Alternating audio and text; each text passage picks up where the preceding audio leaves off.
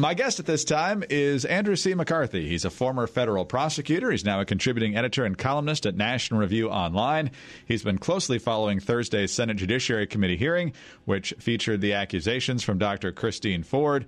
And as we record this, we have yet to hear from Brett Kavanaugh, the Supreme Court nominee. He, of course, will spend his time denying that anything happened. As based on his Fox News interview, it seems that he doesn't even really remember who she is. But we want to get Andy's thoughts on how the morning session went, since that was perhaps the more unpredictable part of the day. We'll have to wait and see if that's true. But Andy, thanks so much for being with us. My pleasure, Greg. Well, one of the things I know that frustrated you right off the bat in this hearing, based on your Twitter feed, is the way that the chairman of this committee, Chuck Grassley, set up the questioning. The Republicans all deferred to the sex crimes prosecutor out of Arizona that they hired to question Dr. Ford, while the Democratic senators asked their questions and, for the most part, kind of gave little speeches. But they were 5-minute sessions, and it bounced back and forth, really not giving Ms. Mitchell, the questioner for the Republicans, much time to develop a coherent string of questions.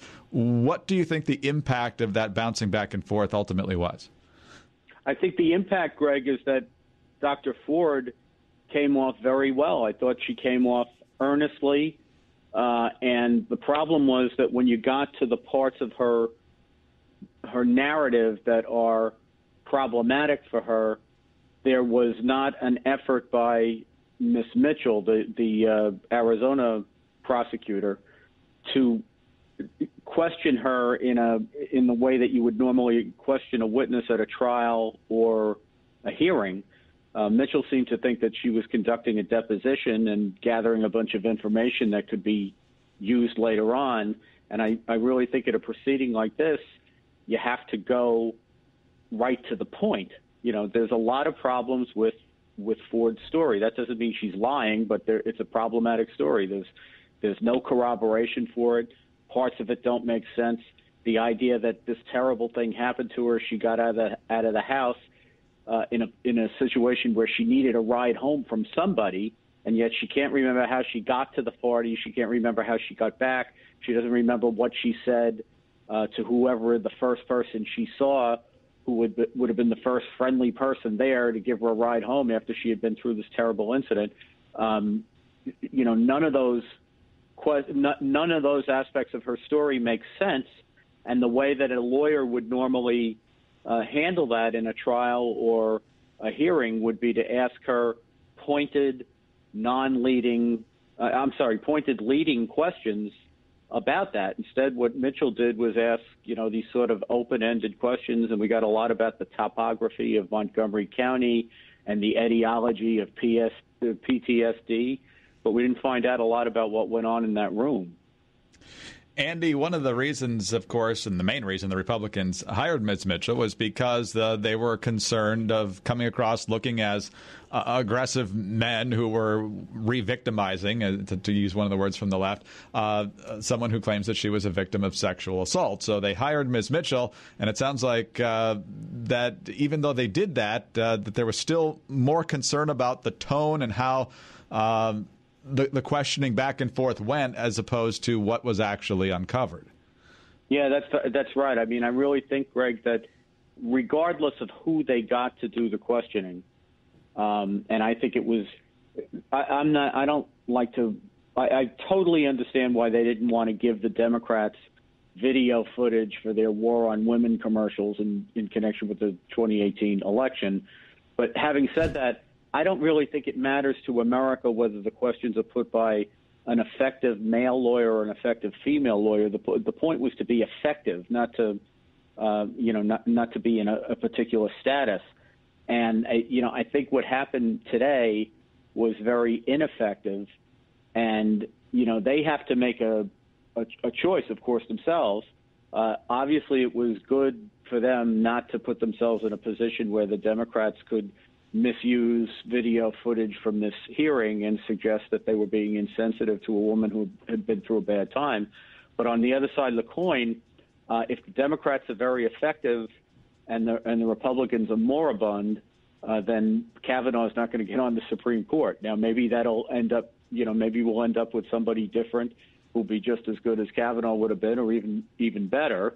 But it's hard to see if the whole point of this was to keep the wobbly moderate Republicans on the side of confirming this nominee.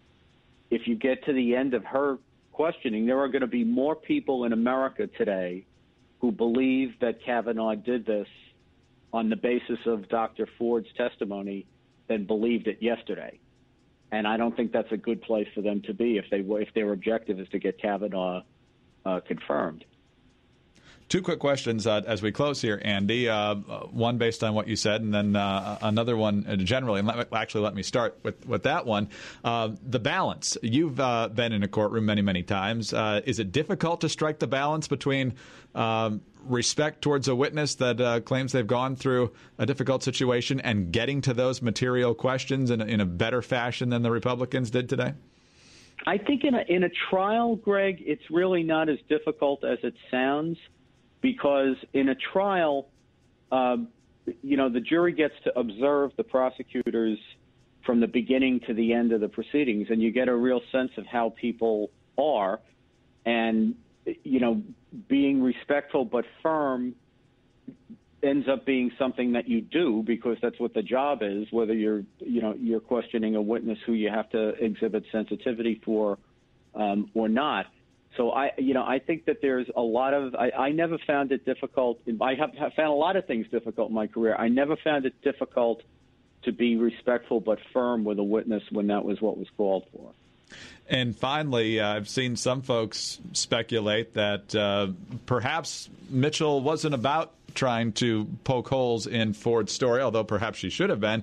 Ultimately, this is going to come down to what a handful of senators on the Republican side think about this case, and by spending a lot of time about who paid for the polygraph, who recommended you got an attorney, and kind of the different ways that Democrats and Democratic allies helped her along in this process, that it will not look like this happened organically, but this was part of a Democratic plan. Do you think that is the case behind her strategy? And if so, do you think it was effective?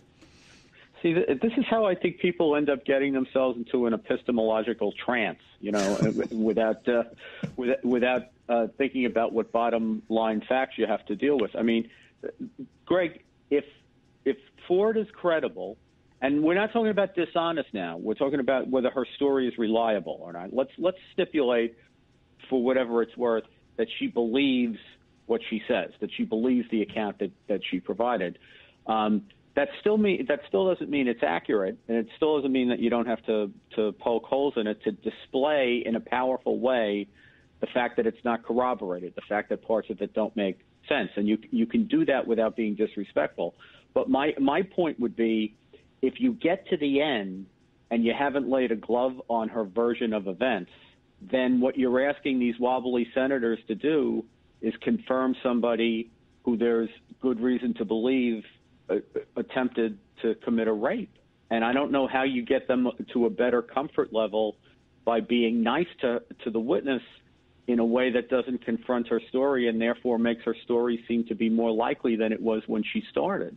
Andy, we're about to head into the Kavanaugh portion of the hearing now. We'll see if many minds change as a result of what happens in that part of the session. As always, we thank you for your time today very much. Thank you, sir. Take care. Andy McCarthy, former federal prosecutor. He's now a contributing editor and a columnist at National Review Online. I'm Greg Corombos reporting for Radio America.